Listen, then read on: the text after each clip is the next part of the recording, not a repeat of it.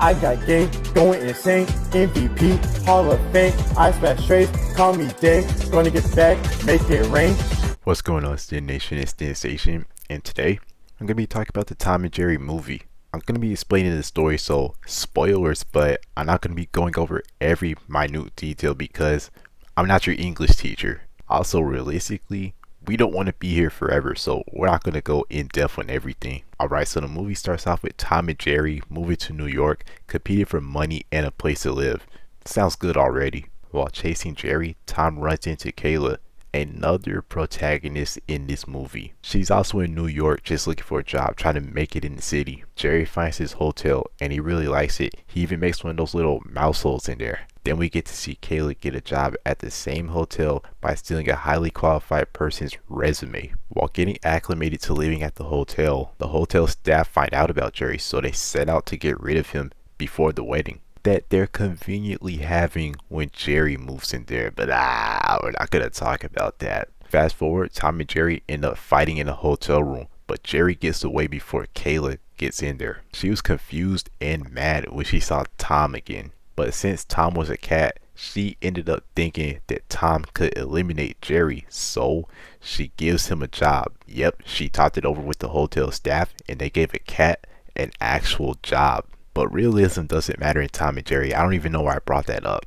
Anyways, Tom gets a chance to catch Jerry, but the usual happens and Kayla finds out that Tom is a fraud. He can't even catch a little mouse that he's like 3 times the size of. But for some reason, she still puts a lot of pressure on Tom to catch Jerry after she just saw him fail. Like she saw it unfold right in front of her eyes. That cat is sorry. Anyways, the bride, Rita, lost her ring and Jerry had it conveniently. But before anything can happen, he gets lured into one of Tom's traps and gets put on a truck to somewhere. I don't know. So Kayla tells his staff to relax a bit until Jerry comes back with the ring and they end up getting the ring. But Jerry's presence ended up starting a big fight and it caused Tom and Jerry to break this expensive part of the hotel. This gets Terrence, the manager, fired because of Kayla's mess that she started. And guess how she gets rewarded? She gets promoted to events manager in his place. Kayla catches on to Tom and Jerry's dynamic and she tells him to leave, but she felt bad for them, so she said they could stay on one condition: spend a day in New York together and bond. And they did that for the most part. You see, Tom was actually trying to bond. Jerry, not so much. Anyways, while Kayla was setting up for a wedding, Tom and Jerry got sent to animal control. It was because of this funny baseball incident. You just have to watch the movie to find out. Terrence ends up getting them out of there, but only because he wanted them to sabotage the wedding, and that ended up happening. He knew that they would get in a fight.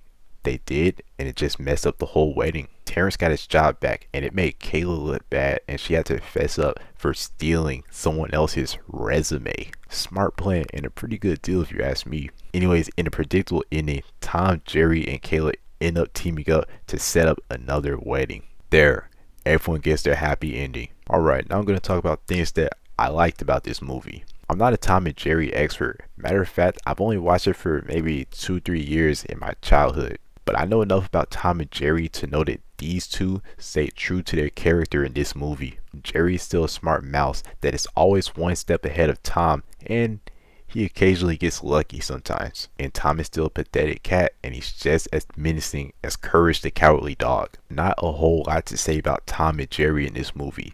They were amazing. Still speaking about characters, the standouts in this movie, at least for me, were Terrence and Kayla. Terrence was a strict, scheming manager. Sure, he ruined the wedding to get his job back, but that's just his personality. He's crazy for that job. I feel like as a real person, he would be hated, but as a character, he's great. He also provided a good amount of comedic moments. Going on to Kayla, I love and appreciate how they didn't make her a caricature. Some might say that she's boring, but I say that they needed a neutral type of character like this when they already have 2 over-the-top characters in Tom and Jerry. Like seriously, she was just an average person trying to make it in New York. I could definitely see myself in her shoes in a similar situation. Next, I know that it's Tom and Jerry, but let's talk about character development, since that seems to be such a big deal in shows and movies nowadays. In the beginning of this movie, Kayla starts off as this desperate girl just trying to make it in the Big Apple. But by the end of the movie, she developed into a way better character than she was at the beginning of the movie, and it shows. She admitted that she lied about the resume and tried to right her wrong. She grew from that experience, and I like that they gave her a good arc. She wasn't flawless, but at least she made up for her actions, so I think that they did a good job developing her in less than 2 hours. This also ties into casting. Personally, I've never heard of these guys before this movie, but Chloe Moretz, Michael Pena, these guys are legit. They're probably my favorite part of the movie. I liked how much passion they put into playing these characters, especially Michael.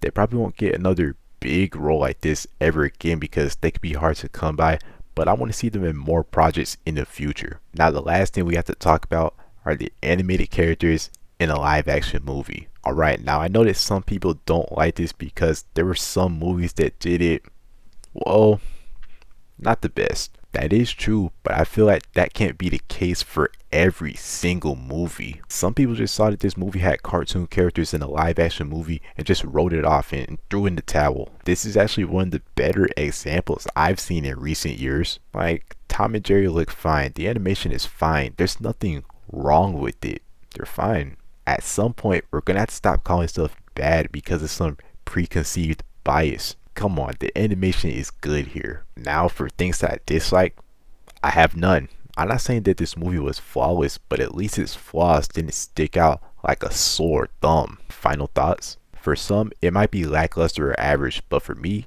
I came in not expecting much, so I was surprised. I was really expecting this to be a cheap cash grab to capitalize on people's nostalgia for the show, but it had a good story, good characters, and some good animation. It had all the makings of a good movie, so I think it deserves an 8 out of 10 rating. It's just a fun movie, and you should watch it if you have access to it. But alright, that's going to be the vid. My name is Sensation, and we're out of here. Peace. Some way,